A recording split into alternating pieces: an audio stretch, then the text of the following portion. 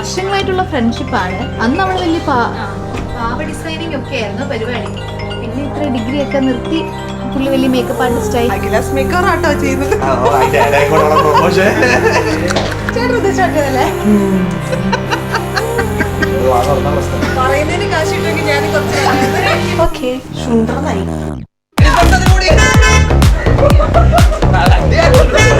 ഒരു വിധ അടക്കത്തെ കല്ലുള്ളിലെ നാഗവല്ലിനെ കുഴപ്പമുണ്ടോ?